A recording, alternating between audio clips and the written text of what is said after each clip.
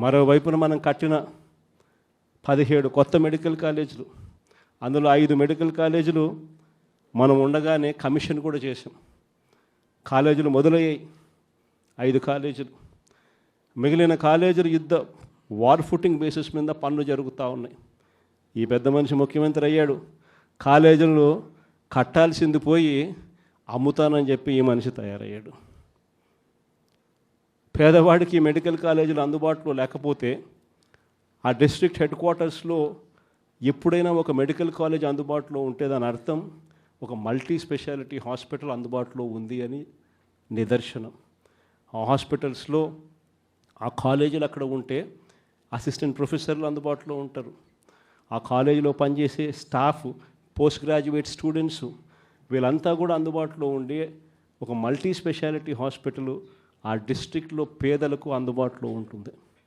ఎప్పుడైతే ఈ medical college అక్కడ అందుబాటులో ఉంటుందో, గవర్నమెంట్ మెడికల్ కాలేజ్ అందుబాటులో ఉంటుందో, అప్పుడు ప్రైవేట్ రంగంలో ఉన్న ఏ హాస్పిటల్ కూడా పేదవాడిని ఎక్స్ప్లాయిట్ చేయని పరిస్థితిలోకి వస్తాయి.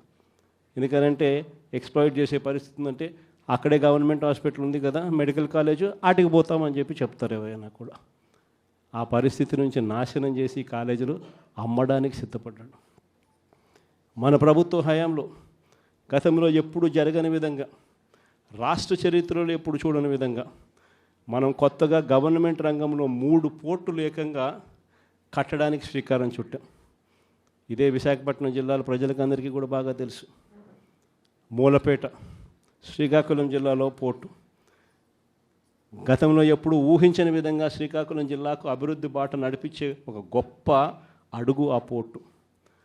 ఆ పోర్టులో అడుగులు వేసింది ఎప్పుడు అని అంటే మన ప్రభుత్వం వచ్చిన తర్వాతనే. అక్కడే మనం భూములు కొనుగోలు దగ్గర నుంచి, పర్మిషన్ తేవడం దగ్గర నుంచి, చివరికి ఆ పోర్టు ఇబ్బంది పడకోకుండా ఫైనాన్షియల్ క్లోజర్ కూడా మనమే పూర్తిగా కంప్లీట్ చేసి ఏకంగా మనం 30% పనులు కూడా పూర్తి చేసే కార్యక్రమం మనం చేస్తే, చంద్రబాబు నాయుడు గారు ఇప్పుడు ఆ 3 పోర్ట్లను, గవర్నమెంట్ రంగంలో ఉన్న 3 పోర్ట్లను కమిషన్ల కోసం అమ్మడానికి ఈ పెద్ద మనిషి శ్రీకారం చుట్టాడు. ఇదే పెద్ద మనిషి చంద్రబాబు నాయుడు గారు ఇదే ఉత్తరాంధ్రలో ఎప్పుడు చూడని విధంగా ట్రైబల్ ప్రాంతాన్ని అభివృద్ధి పదంలో మనం నడిపించాం.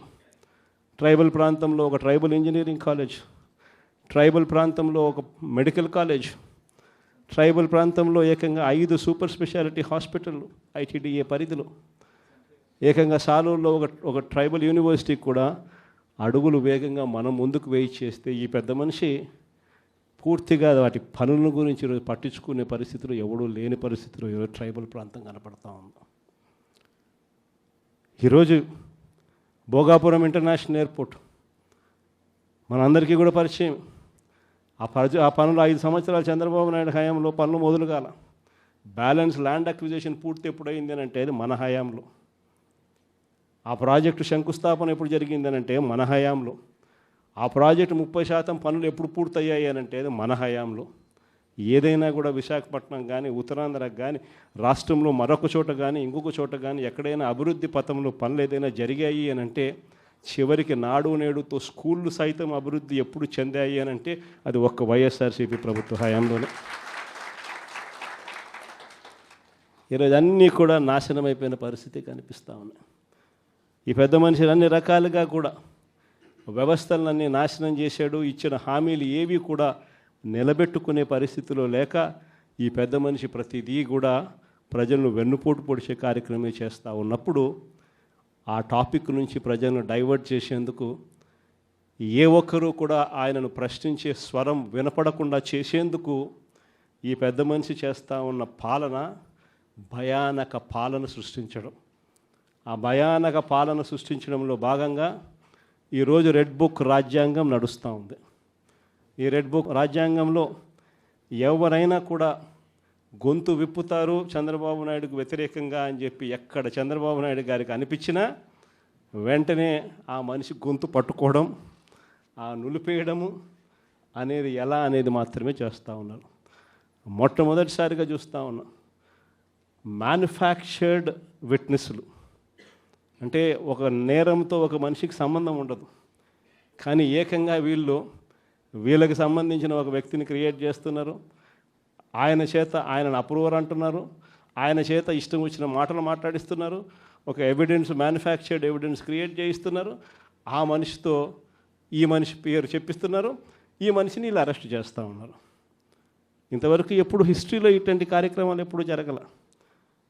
ఒక తప్పుడు సాంప్రదాయానికి పెద్ద మనిషి చంద్రబాబు నాయుడు గారు ఈరోజు బీజం వేస్తూ ఉన్నాడు. ప్రతి నియోజకవర్గంలో కూడా పాత కేసులు ఏమేమి ఉన్నాయని చెప్పి తవ్వుతున్నారు. ఆయన పాత కేసులలో ఇప్పుడు మన ఎమ్మెల్యే క్యాండిడేట్లను ఎలా ఇరికించాలి అని చెప్పి, ఆ కేసుల్లో ఎలా ఇరికించాలి అని చెప్పి ఇప్పుడు చూస్తూ ఉన్నారు. ఏ తప్పు జరగకపోయినా కూడా యాక్టివ్గా ఎవడైనా కార్పొరేటర్ ఉన్నా, ఎవడైనా ఎంపీటీసీ ఉన్నా, ఎవడైనా జెడ్పీటీసీ ఉన్నా, లేకపోతే ఎవరైనా లీడర్ ఉన్నా సరే విజిలెన్స్లో ఎలా ఇరికించాలా, తప్పుడు కేసు ఎలా పెట్టించాలా అనే సంస్కృతితోనే ఈరోజు పాలన సాగుతూ ఉంది. నేను ఒకటి చెప్తా ఉన్నా, ఈరోజు కష్టంలో ఉన్న వైఎస్ఆర్సీపీ అన్నదమ్ములను నేను ఈరోజు చూస్తూ ఉన్నా. నేను మీ అందరికీ ఒకటే చెప్తా ఉన్నా, మీ అన్నగా, మీ తమ్ముడిగా, మీ బిడ్డగా ఒకటి చెప్తా ఉన్నా. నెక్స్ట్ వచ్చే జగన్ 2.0లో పరిస్థితి ఈ మాదిరిగా ఉండదు. ఈరోజు ప్రతి కార్యకర్త కష్టాన్ని చూస్తూ ఉన్నా కాబట్టి చెప్తా ఉన్నా. ఇంతకుముందు మన హయాంలో మనం వచ్చే టయానికే కోవిడ్ మహమ్మారి మధ్యలో 2019 జూన్లో మనం ప్రమాణ స్వీకారం చేశాం. ఆ తర్వాత ఆ మార్చిలోనే ముగియక మునిపే, ఒక సంవత్సరం కూడా సరిగ్గా ముగియక మునిపే 2020 మార్చి వచ్చేసరికి వెంటనే కోవిడ్ వచ్చింది. ఆ తర్వాత 2 సంవత్సరాలు కోవిడ్తో మనం యుద్ధం చేయాల్సిన పరిస్థితుల మధ్య మన పాలన సాగింది. బహుశా కార్యకర్తలకు అనుకున్న మేరకు బహుశా నేను చేయలేకపోయి ఉండొచ్చు. కానీ ఇవాళ ఒకటే చెప్తా ఉన్నా, ఈరోజు ఈ కష్టాన్ని చూసిన వ్యక్తిగా చెప్తా ఉన్నా, రేపొద్దున ఇలా ఉండదు. రేపొద్దున జరిగే ప్రతి విషయంలోనూ వైఎస్ఆర్సీపీకి కార్యకర్తే నెంబర్ 1గా ఉంటాడని మాత్రం ఖచ్చితంగా చెప్తా ఉన్నా.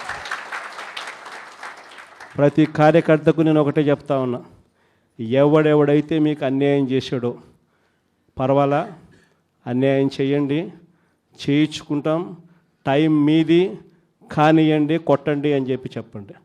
ఆడు ఎవడు ఏం చేస్తా ఉన్నాడో పేరు రాసుకోండి. రెడ్ బుక్ అని నేను చెప్పను, కానీ పేరైతే రాసుకోండి. మీరు ఏ బుక్లో రాసుకున్నా పర్వాలా, పేరైతే మీరు రాసుకోండి.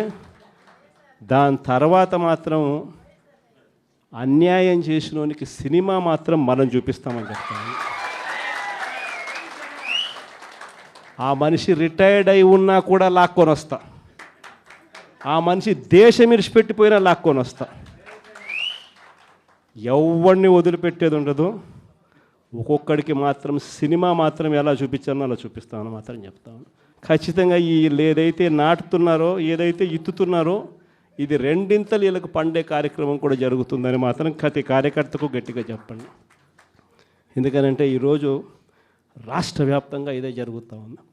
ఒక్కొక్కని కథ వింటూ ఉంటే నిజంగా మనసుకు బాధ కలుగుతుంది. ఆ బాధ ఎలాంటి బాధ అంటే చెప్పలేం. అసలు మంగళగిరిలో ఒక పాపను, కృష్ణవేణి మంగళగిరి పాప, సోషల్ మీడియా పాప తీసుకొని పోయి, ఆడపాపను కూడా, ఆడకూతురు అని కూడా చూడుకోకుండా తీసుకొని పోయి హైదరాబాద్ నుంచి ఎత్తుకొని వచ్చి స్టేషన్లలో పెడతా ఉన్నారు. ఇంకొక పాప సుధారాణి, ఆ పాపను నెలలు ఈ స్టేషన్ నుంచి శ్రీకాకుళం నుంచి తిప్పినారు.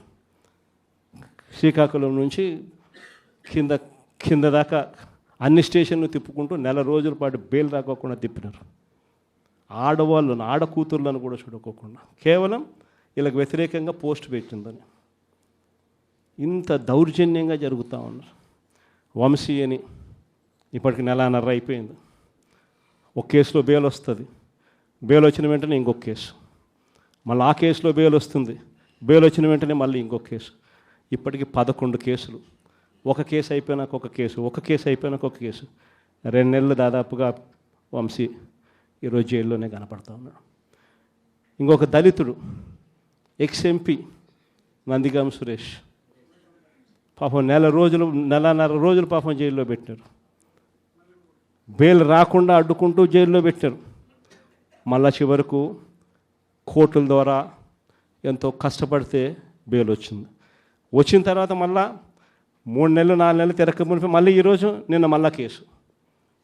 వాళ్ళ ఇంటి దగ్గరికి ఒక వ్యక్తి వచ్చి దళితుడని కూడా చూడుకోకుండా ఆ మనిషిని ఈయనే తిడతాడు. ఎందుకు నన్ను తిడుతున్నావు అని చెప్పి ఈయన ప్రశ్నిస్తే ఈయన మీద కేసు పెట్టి జైల్లో పెడతా ఉన్న పరిస్థితి మొట్టమొదటిసారిగా ఇప్పుడు చూస్తూ ఉన్నాం. అది ఈరోజు ఇంత దారుణంగా ఈరోజు జరుగుతూ ఉంది. ఇలాంటి పాలన చూసిన తర్వాత చెప్తా ఉన్నా, ఆ బాధలో నుంచి చెప్తా ఉన్నా, ఏదైతే మీరు ఎత్తుతూ ఉన్నారో తప్పుడు సాంప్రదాయాన్ని నాటుతూ ఉన్నారు, తప్పుడు సాంప్రదాయాన్ని మీరు చాటుతూ ఉన్నారు. ఈ సాంప్రదాయం ఒక వృక్షం అవుతుంది. మీరు ఏదైతే ఇచ్చారో అది 2 ఇంతలు వెనక్కి తిరిగి మిమ్మల్ని తన్నే పరిస్థితిలోకి ఈ వ్యవస్థ తయారవుతుంది.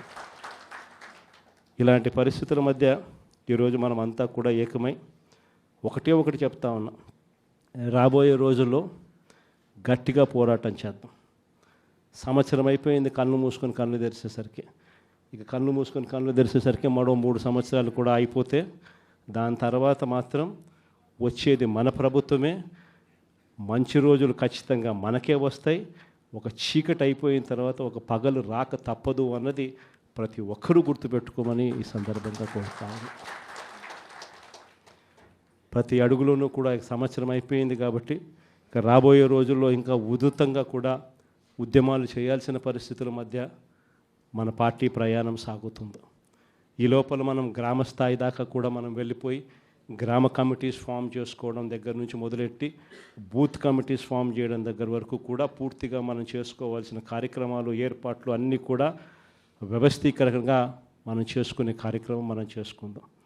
దాని తర్వాత ఉద్యమ బాట పట్టాల్సిన సమయంలో ఖచ్చితంగా ఉద్యమ బాట పడుతూ ఈ ప్రభుత్వం చేస్తూ ఉన్న తప్పులను ఎండగడుతూ, ప్రభుత్వం చేస్తూ ఉన్న తప్పుడు పనులను ప్రజలకు ఎత్తి చూపుతూ మీ పాత్ర మీరు పోషించాల్సిన సమయం కూడా వచ్చింది అని చెప్పడానికి ఈ సమావేశాలన్నీ కూడా ఏర్పాటు చేసి మీ అందరి సహాయ సహకారాలు కూడా తీసుకునే కార్యక్రమం కూడా చేస్తూ ఉన్నాం.